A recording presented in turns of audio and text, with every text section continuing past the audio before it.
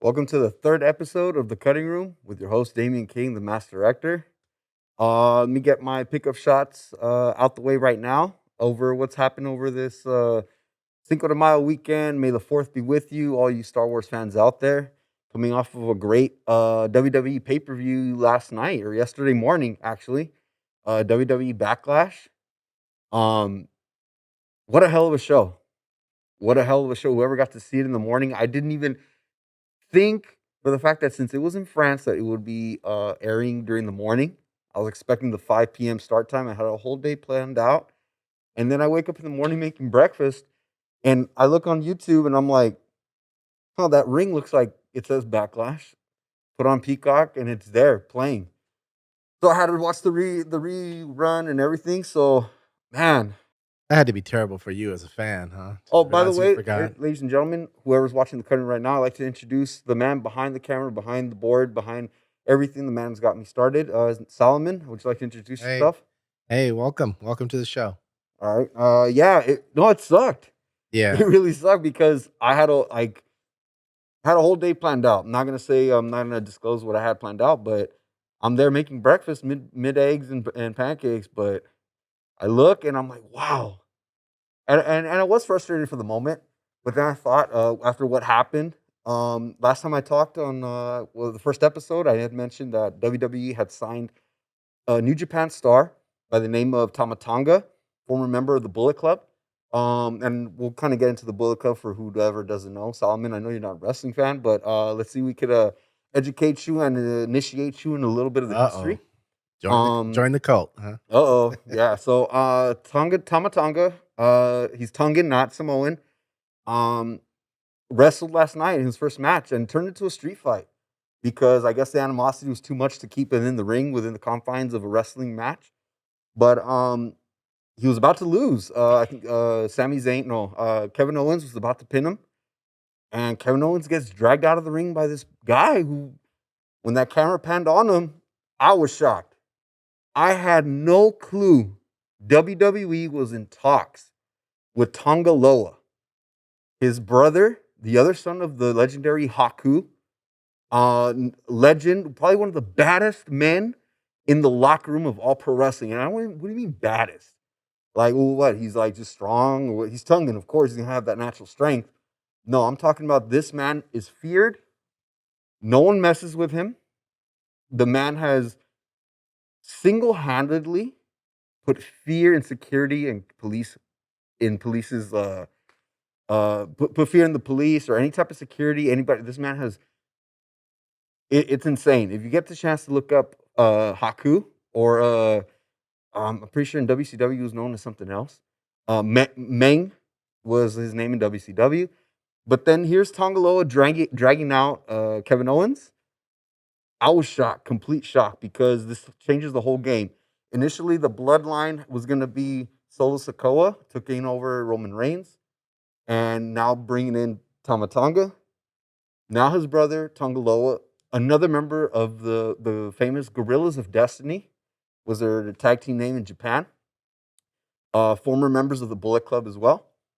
Um, that kind of shows that Triple H is not only aware of the popularity of these people who were coming from Japan, but is listening to the streets, listening to the fans, giving us what we want, giving us what we want.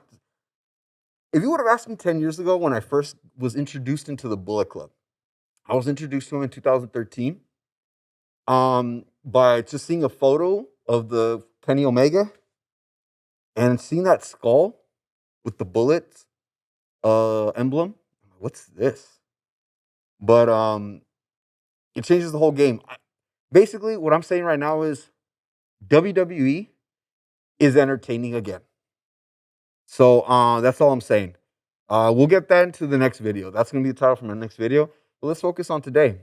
This one's gonna be about movie plots influencing wrestling storylines. On what is it, how could that be? Well, how do you tell a non pro wrestling fan, anyone who's not initiated into it? Are those the people who come up to you and just go, Well, when they ask me, "What are you into? What sports are you into?" Yeah. And they ask, I say like, "Well, baseball, Dodger fan, uh, and pro wrestling."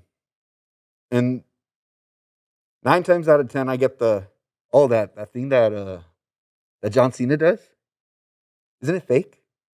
That's not a sport. It's not a sport. Well, I'm more UFC. No disrespect to UFC. I love the game. I love the fight game. But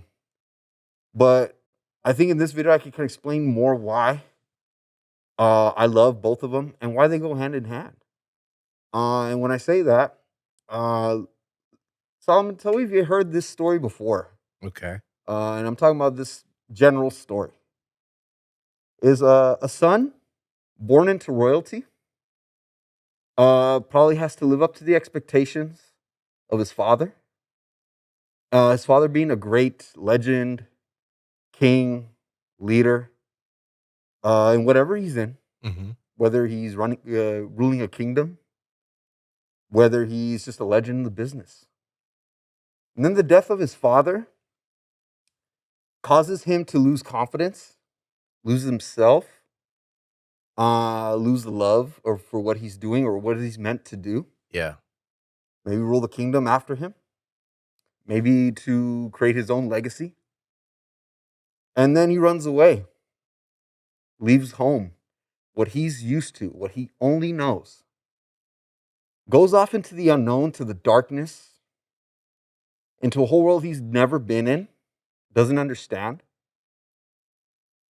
becomes friends with a group of people, sometimes maybe just 2 friends or 1, and learns a new way of thinking, reignites his love and passion and drive for whatever he's supposed to do, is meant to do, whatever he needs to do and go back to, and probably reassesses what's going through his mind, uh, and comes back to once again fulfill his destiny, um, finish the story.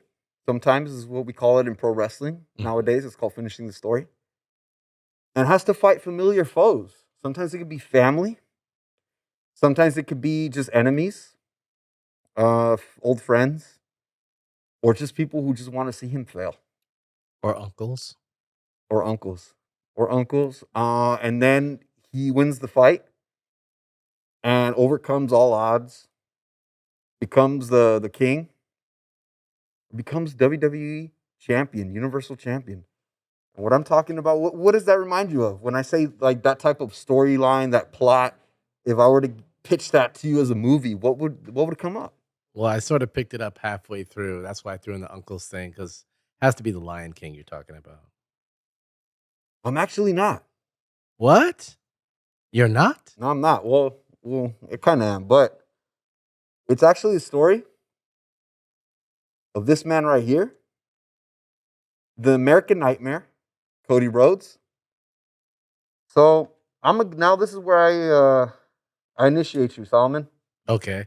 So Cody Rhodes, the son of the great Dusty Rhodes, the American the American Dream, Dusty Rhodes, brother. His dad, Dusty Rhodes, being one of the greatest pro wrestlers of past time, wrestled with the great Ric Flair, Harley Race. Came up in the 70s and the 80s. Helped out WCW as a writer, as a booker.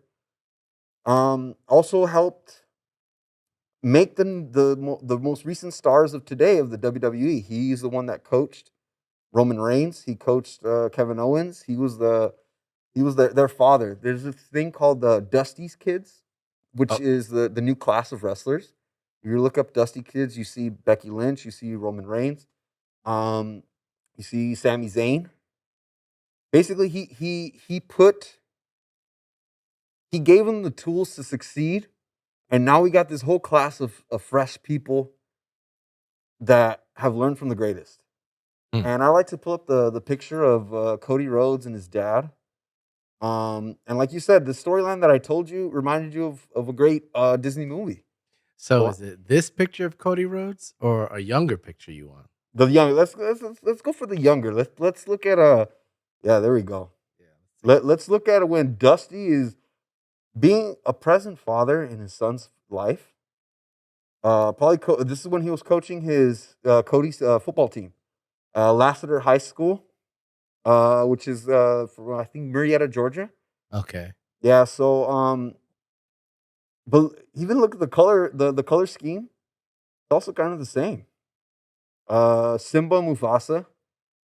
You know, everything that the light touches is your kingdom. And let me tell you a little backstory. Actually, Cody wasn't really gonna get into pro wrestling. He tried to be an actor in LA. And I'm not gonna get too much into it. If you want to get into all that detail, there's a great documentary called "Becoming Cody Rhodes" um, on Peacock. So check that out. Okay. But that's pretty much the first place we're gonna get into is that influence of a father, of a king, a former king of wrestling, for sure. Um, Guiding him and everything. And and Cody did make it to WWE eventually, and he was very green.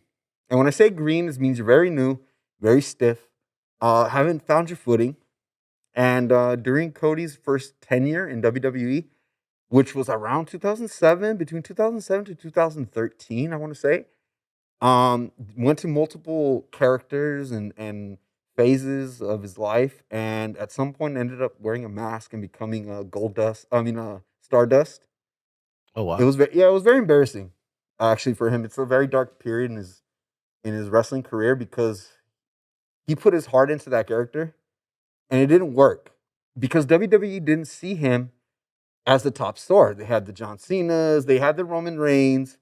At the time they still had Randy Orton, very involved in the main event scene, but they didn't see Cody as the guy as much as he wanted it, probably too. Um, Wait, is this it right here? oh yeah, and he's actually I don't know if you ever heard of the wrestler Goldust. I haven't. Okay, so it's this other wrestler. That's actually his brother. So they're from two different moms Okay. from Dusty's marriages. So they're half brothers. Goldust was in the business way before. He was in the late '80s, early '90s, and still going to this day in AEW as Dustin Rhodes. But then we go into our next chapter of this story. When his dad died, shook him, and that's the same thing happened with Simba and Mufasa. Mhm. After the death of his father, um, feeling guilt, and that's when Uncle Scar he's like, run away, and never return." And he runs off into the darkness, and that's what Cody did. So Cody asked for his release of WWE and went on to the unknown, which is called the Indies, the independent circuit. So that's where all these little small businesses have like shows at a gym, in a gymnasium. They have them at circuses, street fairs. They have them at the bingo halls. Is what they like to call it. And WWE does look in that time. They did look down upon these indie scenes because it was very amateur. Um, but Cody said there's a famous picture where he made a list of all his wants, all his goals he had for this. He had a whole little list, and he did each and every one of those things. And he had names of these wrestlers that he wanted to work with, and I think that's kind of what Simba did. What was his goal? He just wanted to get away. He wanted to get lost. Um, and that's when he found companionship brotherhood in a group. Simba being Timon and Pumbaa, you know, and in Cody he met the Bullet Club or the Elite. That in being Kenny Omega, Matt and Nick Jackson, and Hangman Adam Page. So at the Bullet Club is this group in from New Japan Pro Wrestling. Is basically the WWE of Japan. Um, and to me it's a lot. At the time it was way better. The product was way better. It was more athletic based. Wasn't about all these dumb storylines, that cheesy stuff that you see on programming. We're talking about circa 2013. So he found the Bullet Club, and It was in all thanks to Kevin Owens, who was friends and came up with the Young Bucks. He told the Bucks, "Hey, Cody's out.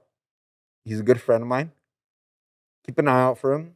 Watch his back. You know, he doesn't know what he's doing, or he doesn't know who's out there, how to handle things. He doesn't know what it's like to deal with the bookers, which is the people who are involved or in charge of booking these shows. Sometimes they're a little grimy. They could be a little they could be a little tricky. They might not pay you what they promise sometimes, and sometimes they book you for a show and you show up and they don't give what they're promised. So he told them, watch out for my boy. And he met Matt Nick Jackson and Kenny Omega. Can I pull up this picture? Actually, I really love it. Probably one of my most favorite pictures of the group. And we're gonna compare the friendship and brotherhood that Timon and Pumbaa and the Bullet Club with Kenny would be the next one. Okay. And there it is. So on top, we know the famous Akuna Matata. That song, that saying. It's what a wonderful saying.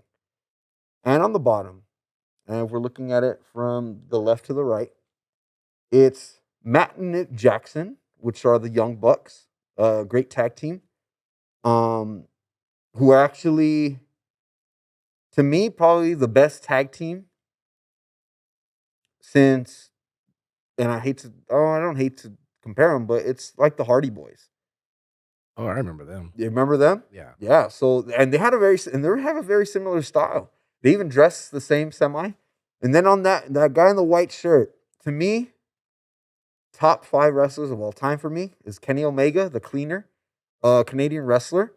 Um, had a small little stint in WWE in the early days in like 2009, but it wasn't until he went to Japan because he's Canadian. He went to Japan and wrestled for DDT Pro Wrestling and got stardom in New Japan when he linked up with a friend of a Japanese wrestler by the name of Kota Ibushi, and they created the tag team, the Golden Lovers. Whether they are partners, whether they're not, it's still to this day one of the greatest stories ever told in wrestling. We'll like say that for another video. It's a great story, by the way. But Cody found brotherhood in these guys, and they taught him, hey, I know all you know is WWE and what's good for television and everything, but here on the Indies, wrestling for New Japan, wrestling for Ring of Honor. Ring of Honor is another independent wrestling company at the time. Um, was a good escape for guys who were released by the WWE, the Monster Head, and they're like, well, there's other places to get paid. Well, these guys ended up starting a movement. Oh man, the Golden Lovers, great I fucking had to photo, find that. Yeah. great photo. I love great tag team, great freaking tag team, man. But going back to Cody and the Bucks, so they put him in the Bullet Club, and that's when he created the moniker of the American Nightmare, which was used by his brother back in WCW, and kind of a play off his dad, the American Dream, Dusty Rhodes, and the American Nightmare, Cody Rhodes. That's when he dyed the hair. That's when he got his dad's blonde hair. He said it too. He's like, I feel like now I deserve to do this. Now I've earned it. Now I could do that. And there's a quote from a book. He said, he's like, the more time I want to say the more you ignore the path you're supposed to go down, um, oh man, oh I'm hating it right now. I should remember, should have wrote it Is down, it but something like the more likely you are to go down it, something like that? something like that. Yeah. The more you ignore the road you're meant to go down, the more you're more likely to do it. Um, and that's really what Cody did. He ignored being the son of Dusty, and and that kind of all his trials and tribulations led him down the path that he was about to embark on. And what they did together, the Bullet Club, or these ex Bullet Club members, which were called the Elite, they were approached by Tony Khan, the owner of the Jacksonville Jaguars, and part of the Khan family, the richest family, one of the richest families in the world. He's like, do you guys really want to change the world? After their All In show, which was an independent show that they all put together, and sold out the Sears Center in Chicago, Illinois. And I want to say it was 14,000, 10,000 people strong, sold out for an indie show that was non WWE in that era, in those years. It wasn't common. It wasn't even something that people would attempt, but they did, and they sold it out. And that's when I got like, I wasn't even into I wasn't even in social medias. I wasn't even in the wrestling world at the time, but it was hard to like not hear about these guys. I go to Disneyland and I see these people with Bullet Club T-shirts on, and some of them with the American Nightmare on it, And so, do you really want to change the world? Akuna Matata. They taught him a new way to think, but they started the company AEW, and Cody wasn't getting over.